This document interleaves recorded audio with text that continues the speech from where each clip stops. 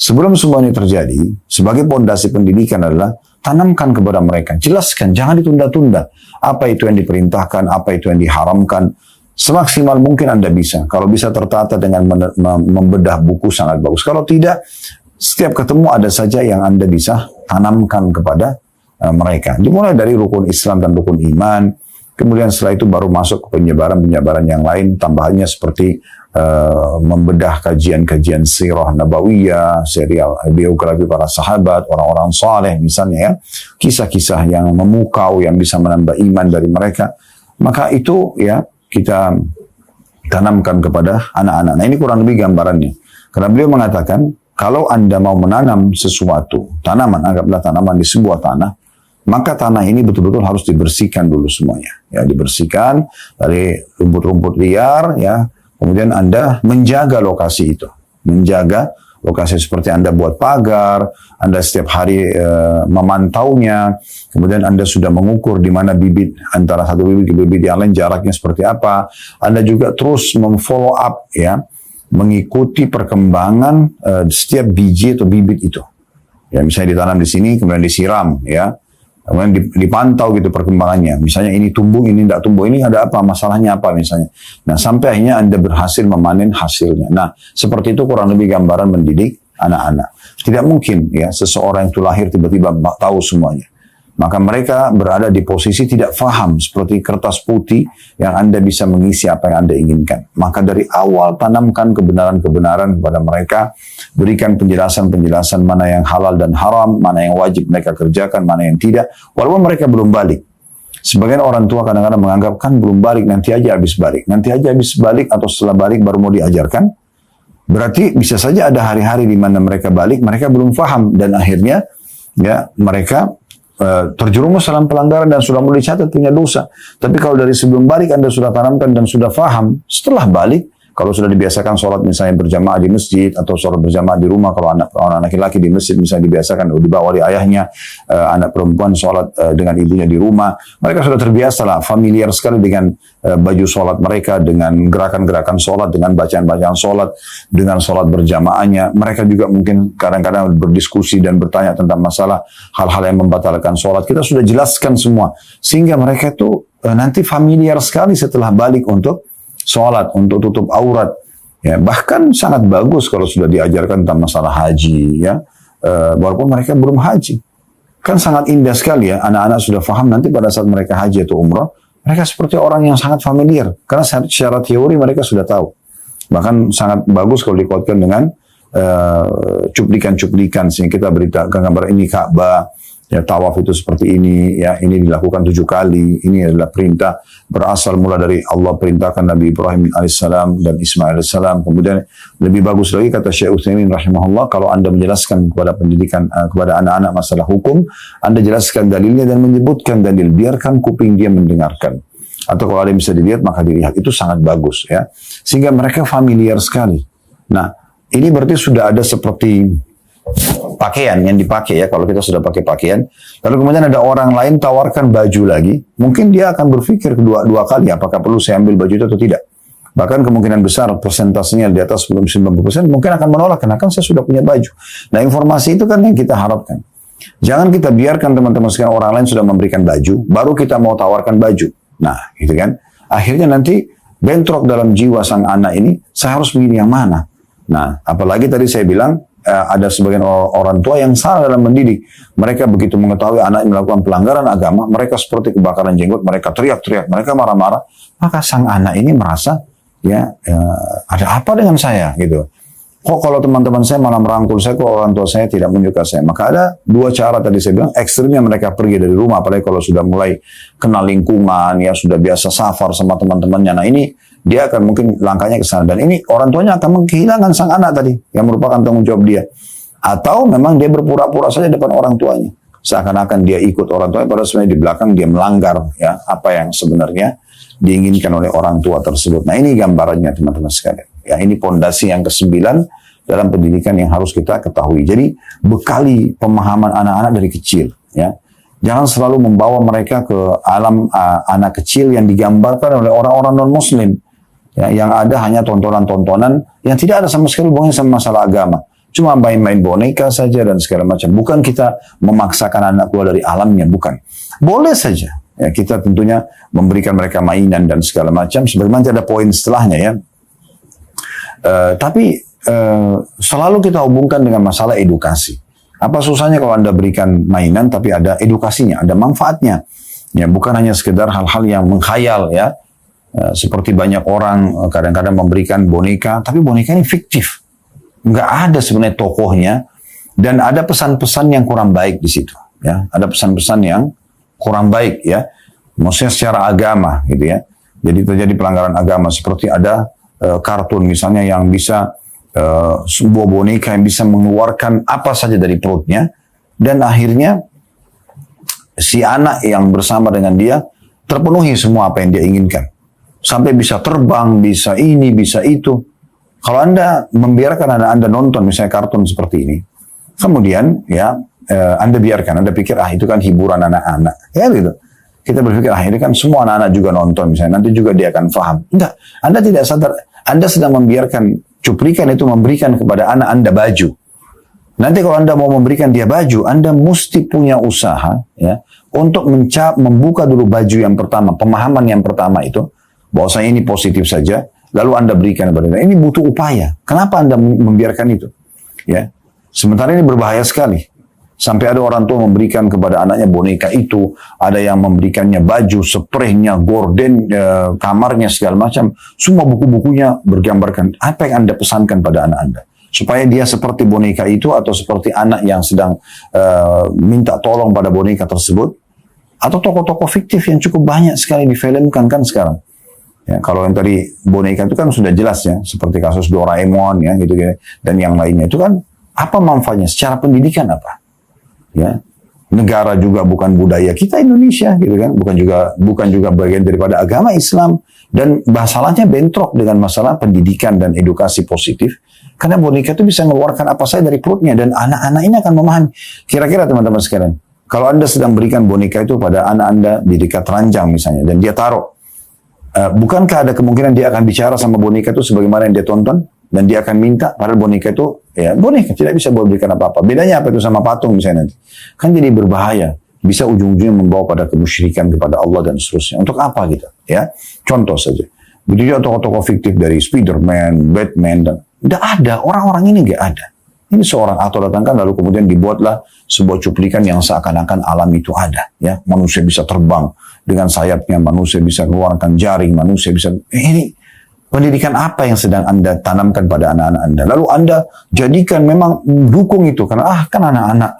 Maka bukunya semua gambar tokoh-tokoh itu. Spraynya, gordennya, handuknya. Diberikan baju. Ya, seakan-akan jadilah tokoh itu. Apa yang dijadikan pesan? Apa yang akan disampaikan? Apakah yang Anda mau sampaikan pada Anda pesan? Oh, nanti kalau kamu besar kamu bisa kok. Ya, disengat oleh laba-laba dan kamu bisa jadi orang yang seperti itu, terbang sana sini loncat di antara building-building dan seterusnya.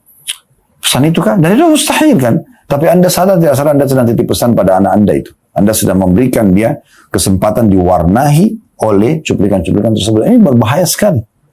Penonton itu tidak ada. Orang dewasa saja masih ada yang terpengaruh. Apalagi anak-anak gitu kan. Orang dewasa mungkin ada di antara mereka secara persentase manusia mungkin memahami, oh ini cuma cuplikan film. Iya, tapi itu sedikit.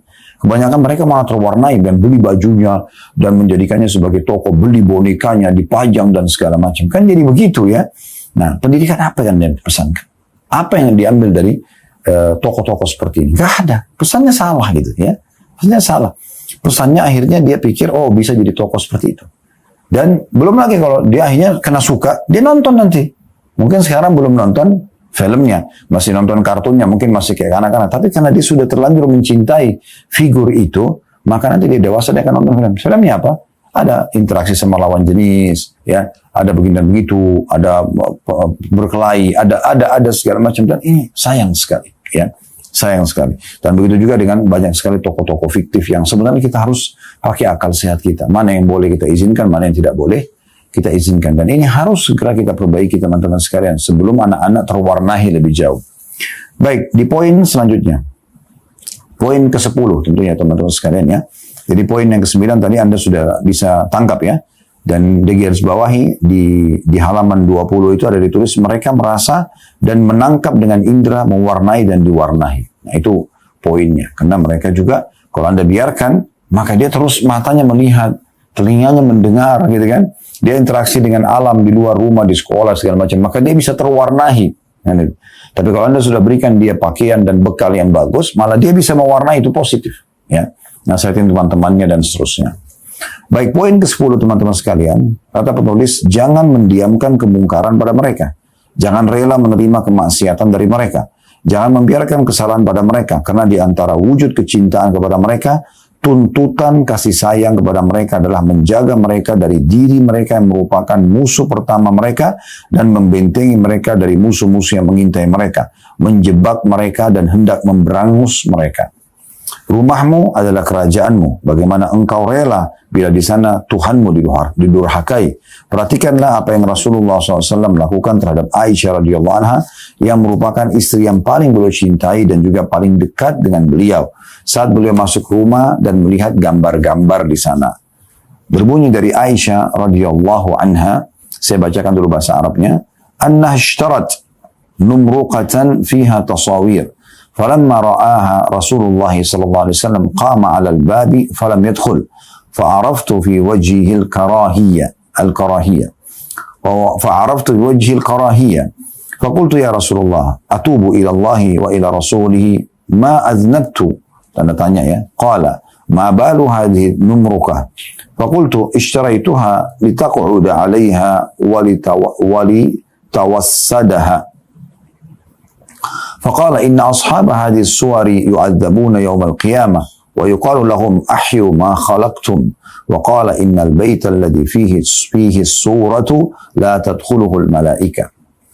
Bahwa kata Aisyah, dia pernah membeli bantal yang bergambar, ya, bergambar. Tapi di sini tidak disebutkan gambarnya seperti apa. Jadi Aisyah radhiyallahu anha membeli bantal yang ada gambarnya. Lalu beliau berdiri di pintu, lalu ya. Saya ulangi lagi, bahwa dia pernah membeli bantal yang bergambar, manakala Rasulullah SAW melihatnya, beliau berdiri di pintu dan tidak masuk. Ya, melihat gambar yang ada di sarung bantal lah kalau kita ya, atau di bantal itu ada gambar. Maka Nabi SAW melihat Nabi tidak masuk ke rumah, di luar gitu. Aisyah melihat wajah Nabi SAW memancarkan ketidaksukaan. Ya. Maka Aisyah berkata, "Ya Rasulullah, aku bertobat kepada Allah dan kembali kepada Rasulnya. Apa salahku?" Jadi maksudnya, kalau ada yang salah ya Rasulullah, aku ingin tobat kepada Allah. Dan tolong aku akan kembali kepada Anda sebagai utusan Allah untuk memanduku. Gitu ya. Kira-kira ada yang salah aku lakukan? Maka Nabi SAW bertanya, ada apa dengan bantal ini? Maksudnya, kenapa kok bantal ini ada di rumah? Gitu, yang bergambar tadi ya. Kata Aisyah radhiyallahu anha, aku membelinya untuk Anda pakai duduk dan bersandar. Maka Nabi SAW mengatakan, sungguhnya para pembuat gambar-gambar ini akan diazab pada hari kiamat. Dikatakan kepada mereka, hidupkanlah apa yang kalian ciptakan. Dan Nabi SAW juga bersabda, sungguhnya rumah yang di dalamnya ada gambar-gambar atau makhluk bernyawa tidak dimasuki oleh para malaikat. Nah, di poin ini teman-teman sekalian, penulis ingin menyampaikan kepada kita pesan, gitu ya. Kalau tadi pesannya adalah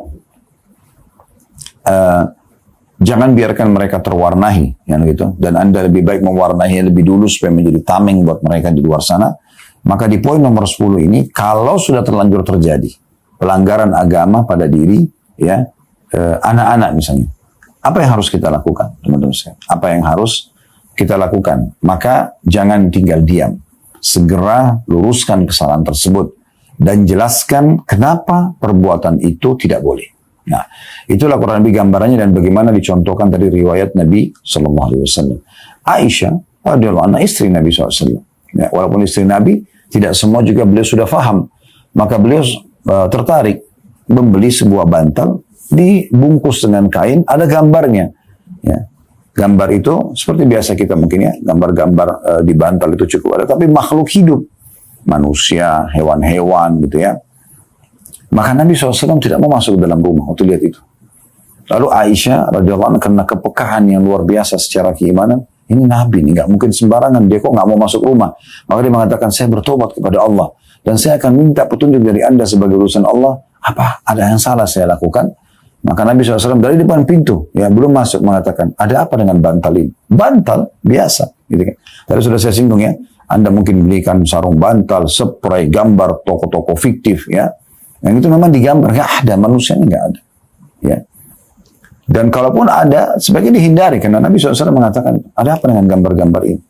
Maka Aisyah mengatakan, saya membeli untuk Anda ya Rasulullah. Niat baiknya sebagai istri ada, supaya Nabi SAW bisa dudukin dan sandarin gitu ya.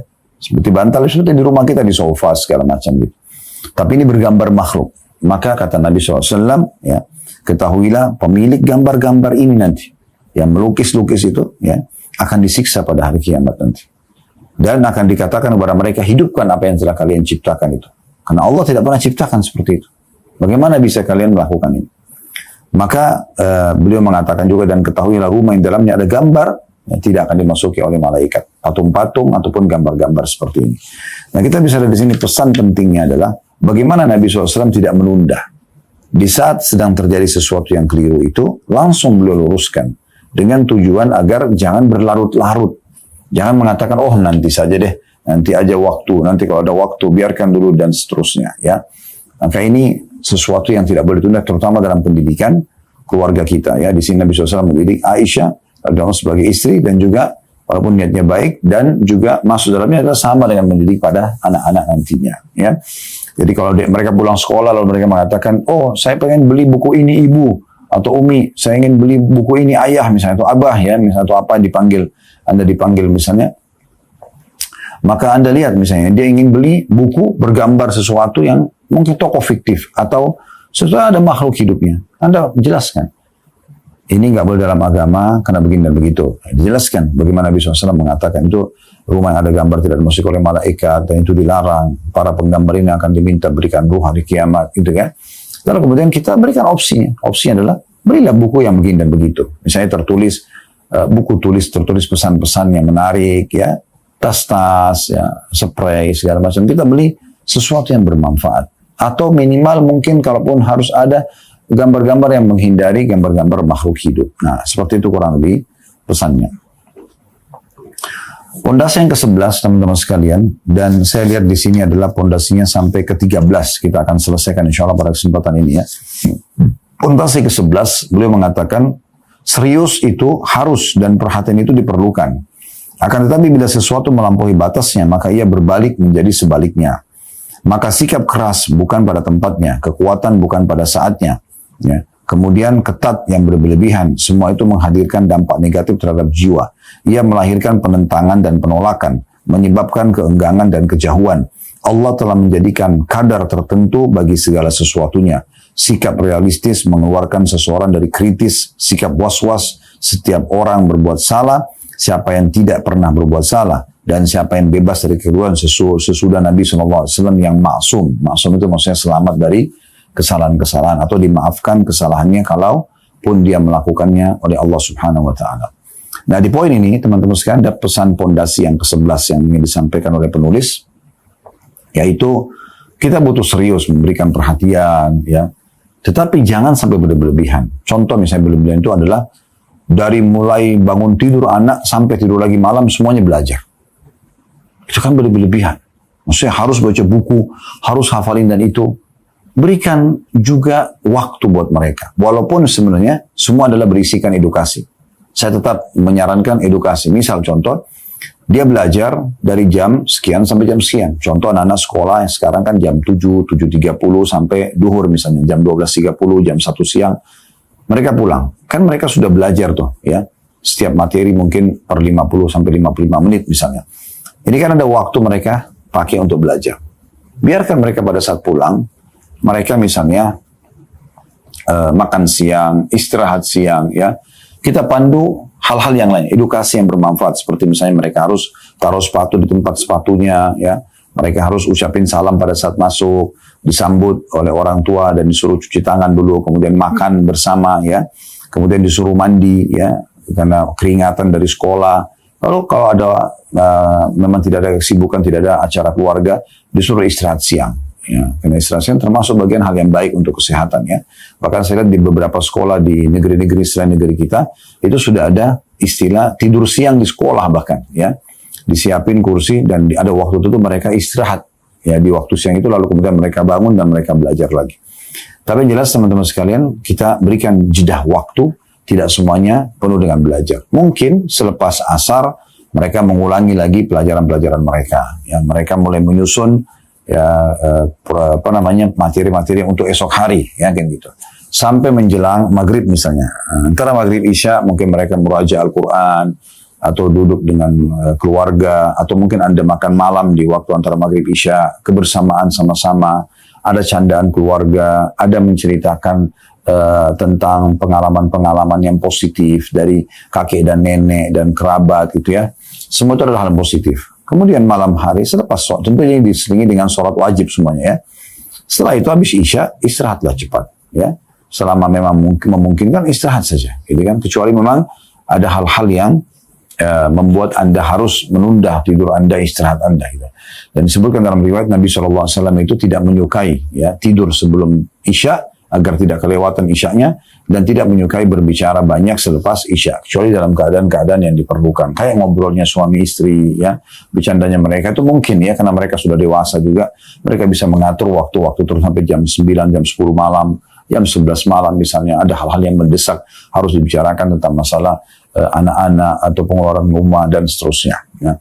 Tapi anak-anak jangan diikutkan dalam masalah itu. Mereka diusahakan selepas isya, mereka sudah tahu itu adalah waktu istirahat. Sehingga mereka bangun, kalaupun Anda bangunkan mereka sholat malam bersama, atau misalnya Anda membangunkan mereka untuk sholat subuh nanti berjamaah, mereka tidak letih. Dan pada saat sekolah juga mereka tidak mengantuk. Ya. Kebanyakan anak-anak dibiarkan begadang, mereka mengantuk pada saat sekolah. Dan mereka bahkan tidak mau pergi ke sekolah. Ya.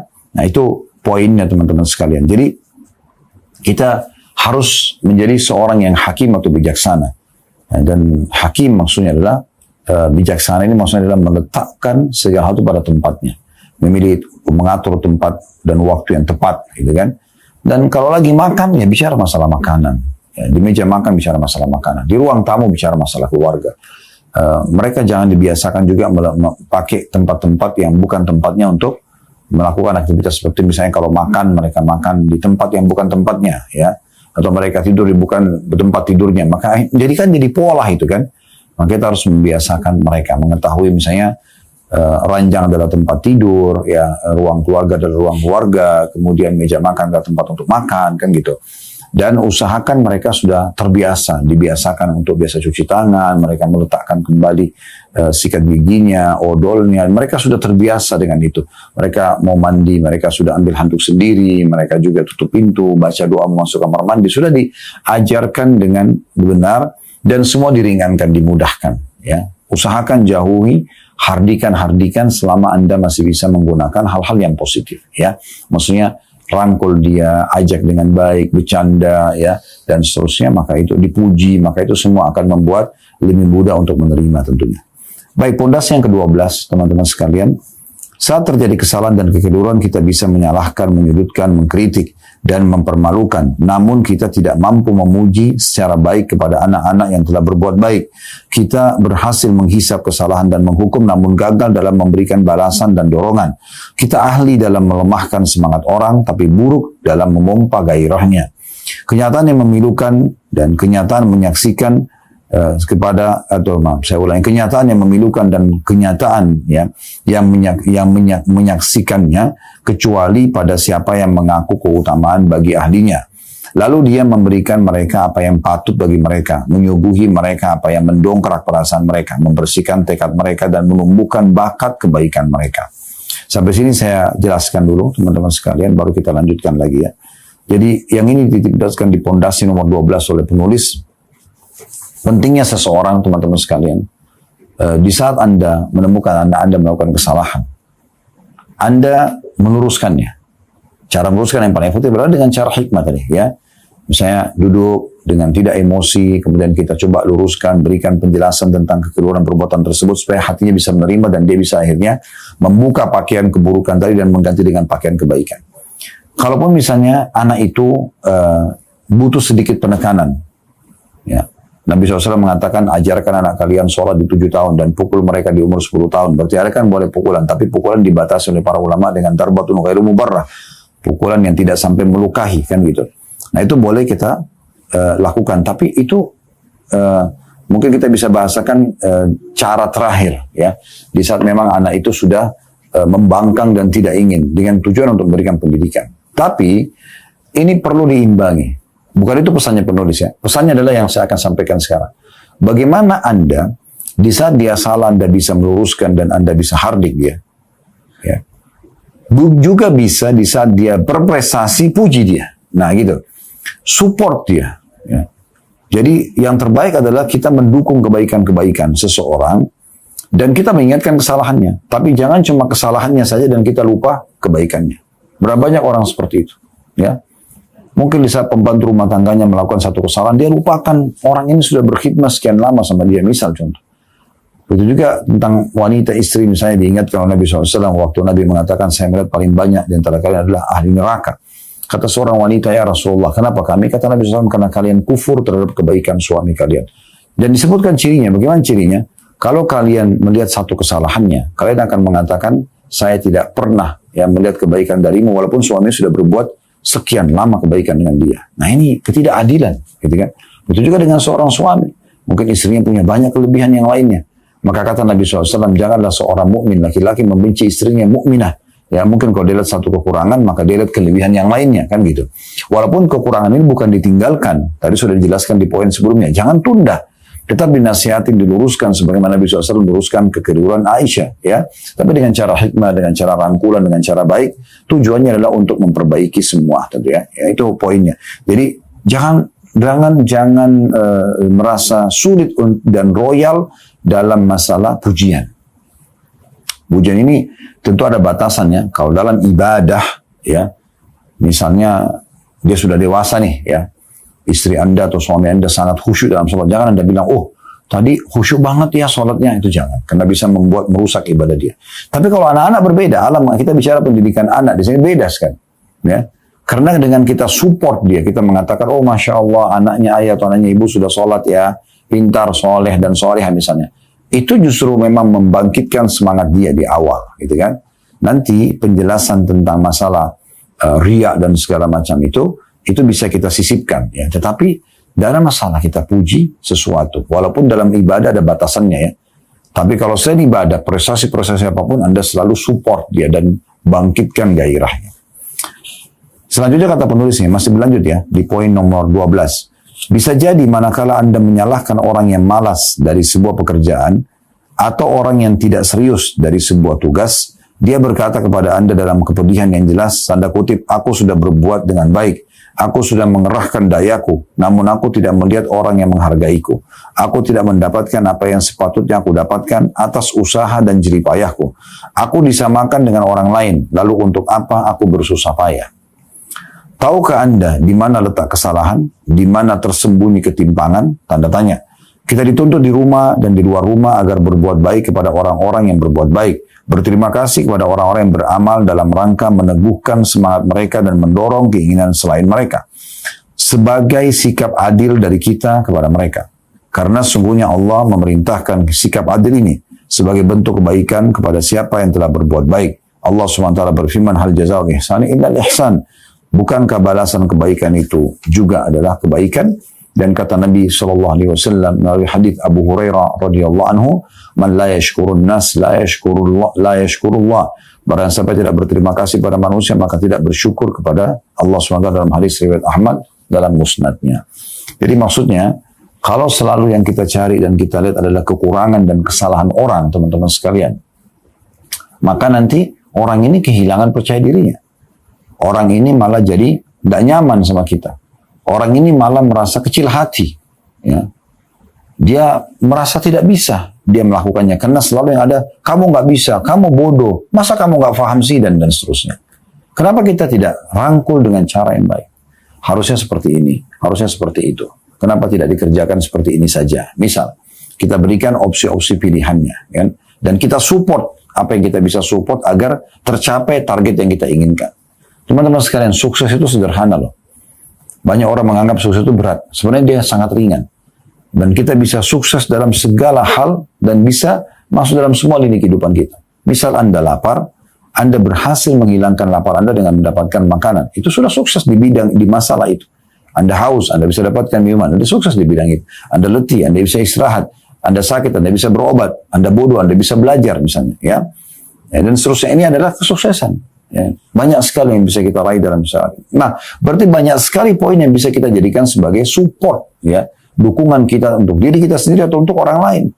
Berapa banyak prestasi yang bisa kita raih gitu kan. Jadi kalau berimbang antara bahkan mungkin prestasi lebih banyak, lalu kita berikan pujian-pujian positif, maka itu akan membuat nanti hal-hal yang negatif itu akan tertepis dengan sendirinya. Kan gitu. Tapi kalau kita cuma lihat kesalahan dan kita lupakan kelebihan orang, nah ini yang jadi masalah nanti. Hilanglah percaya diri dia dan sebagaimana sudah kita paparkan tadi. Sementara memang harusnya kita membalas kebaikan orang dengan kebaikan. Kita harus mengatakan memang itu dan kita akui kebaikan orang lain. Berapa banyak suami sudah berbuat baik pada istrinya, berapa banyak istri sudah berbuat pada suaminya, orang tua pada anaknya, anak pada orang tuanya. Kita harus besar jiwa untuk bisa mengakui kebaikan orang-orang gitu ya. Sambil tentunya kesalahan kalaupun ada, kita luruskan dan kita perbaiki. Nah ini poin yang perlu digarisbawahi teman-teman sekalian, supaya tidak ada kesalahpahaman ya. Dan yang terakhir kita masuk ke poin ke-13 teman-teman sekalian dari pondasi pendidikan. Dan insya Allah setelah ini nanti di kesempatan akan datang kita akan masuk ke inti judul daripada buku kita 100 ide untuk mendidik keluarga. Tapi memang beliau lagi menekankan dulu 13 poin pondasi pendidikan supaya nanti pada saat masuk ke 100 ide yang beliau inginkan itu akan mudah sekali kita untuk memahami dan juga mencernanya. Baik, poin ke-13 teman-teman sekalian, beliau mengatakan, ini menurut penulis ya, ada kekeliruan lain dalam urusan pemberian hadiah dan insentif. Siapa yang mempunyai perhatian dalam masalah ini? Dan mereka tidak banyak jumlahnya. Hendaknya segera meluruskannya. Kebanyakan hadiah yang diberikan bersifat dunia dan material. Kesenangan sesaat dan sesuatu dari dunia yang tidak besar. Hadiah seperti ini tidak masalah. Namun siapa yang menggabungkannya dengan hadiah mendasar, yaitu mengingatkan mereka kepada pahala akhirat di hari kiamat. Membuat mereka memperhatikan dan memandang kepada apa yang Allah siapkan bagi mereka berupa pahala yang mulia dan kebaikan yang besar bagi mereka yang memperbaiki dirinya dan meluruskan kebengkokannya. Memegang ya, kebaikan dan melakukan kebaikan yang membahagiakan di dunia dan di akhirat. Baik, kita masuk dulu dalam merincikan masalah ini. Boleh nggak teman-teman sekalian sebagai orang tua, saya memberikan hadiah kepada anak saya? Baju baru, sepatu baru, tas baru, apa saja yang umum biasa orang tua berikan kepada anaknya. Boleh. Ya. Tetapi teman-teman sekalian, penulis ingin titik beratkan, itu umum orang lakukan. Tapi Anda sebagai seorang muslim, Anda harus bisa menambahkan poin penting. Di mana Anda bisa menitipkan pesan kepada anak-anak. Kalau misalnya ya, Anda berikan sesuatu, kemudian mungkin anak Anda mengatakan, oh ayah baik, ibu baik ya, gitu ya. Nanti ya, kalau aku sudah besar, aku akan memberikan umi dan abah atau ayah dan ibu ini dan itu misalnya. Oh kita respon itu, ya. Alhamdulillah niatnya baik nak ya, gitu ya. Tetapi ayah ataupun ibu berharap pahala di sisi Allah Subhanahu Wa Taala, bukan berharap balasan seperti itu. Jadi biarkan dia punya pemahaman. Ternyata tidak hanya orang balas dengan material dunia. Tetapi orang bisa berpikir, dan ini harus menjadi dominan sebenarnya dalam pikiran setiap muslim, ada balasan yang besar dari Allah Subhanahu Wa Taala dari setiap kebaikan yang kita lakukan. Bayangkan teman-teman sekalian, kalau kita selalu berpikiran hanya hadiah material, Anda akan selalu memilih-milih siapapun yang Anda harus jadikan sebagai teman. Walaupun memang kita bisa milih kalau masalah baik buruknya, bukan itu ya. Tapi kadang-kadang ada orang bukan karena baik buruknya, sebenarnya dia bukan melihat poin itu, dia hanya melihat maslahat dunia yang bisa didapatkan. Jadi dia bukan lihat, kalau ini misalnya orang soleh atau salihah, tapi karena miskin saya tidak mau berteman. Walaupun dia selalu dekat sama Allah SWT. Kenapa? Karena tidak ada miskin, tidak ada materinya. Ini karena dia selalu hubungkan dengan masalah materi duniawi, gitu kan. Harusnya tidak seperti itu pemikirannya. Ya.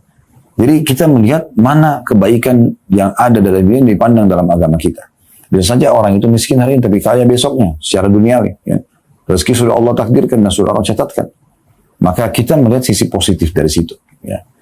Begitu juga dengan suami, istri. Bagaimana indahnya rumah tangga kalau target kita teman-teman mengejar pahala di akhirat. bagaimana seorang suami sibuk memberikan nafkah, perlindungan, pendidikan kepada istrinya dan anaknya, niatnya supaya ini jadi amal jariah buat saya. Indah sekali rumah tangga itu. Bukan hanya sekedar supaya dapat istrinya patuh sama dia dan melayani kebutuhan biologisnya dan yang lainnya, atau anak-anaknya juga jadi patuh pada dia atau takut sama dia atau segan. Bukan itu.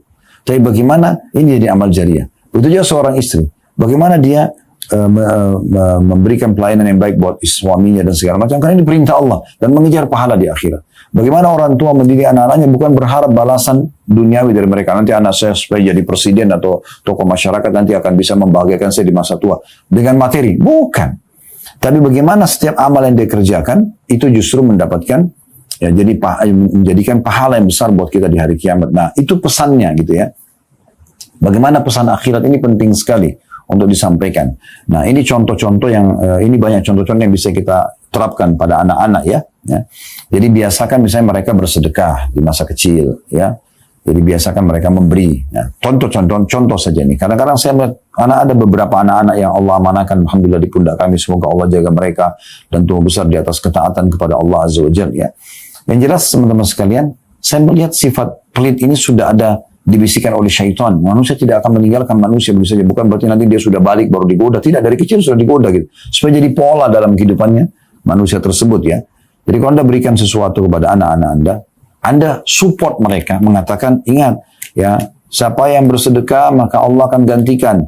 Sekarang ya ayah atau ibu mau lihat ya, siapa yang mau bersedekah buat saudaranya. Nah, misalnya Anda berikan snack, mungkin mereka saling berbagi. Ayo si kakak berikan kepada si adik, adik berikan kepada si kakak misalnya ya.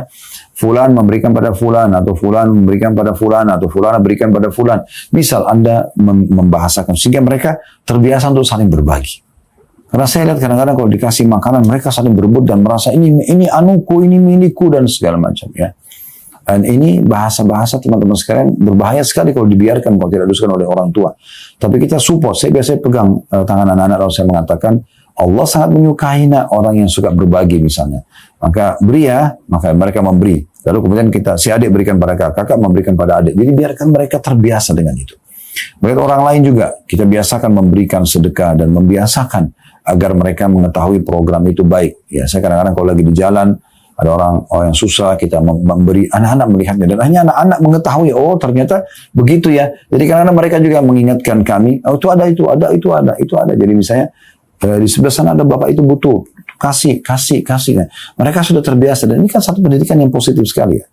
Dan mereka betul-betul tidak berharap orang miskin itu nanti akan kasih sesuatu kepada mereka. Mereka tahu ini adalah sedekah yang akan ada pahalanya di sisi Allah Subhanahu wa Ta'ala. Apa saja ibadah yang mereka kerjakan, sholat segala macam, selalu bahasakan. Allah yang perintahkan nanti ada pahalanya di akhirat. Sebutkan hadisnya, awal amal dihisab hari kiamat adalah sholat. Kalau dia baik maka akan membantu yang lain, kalau dia buruk akan mengganggu yang lain. Kalau dia baik maka beruntunglah orang itu, dalam riwayat lain ya.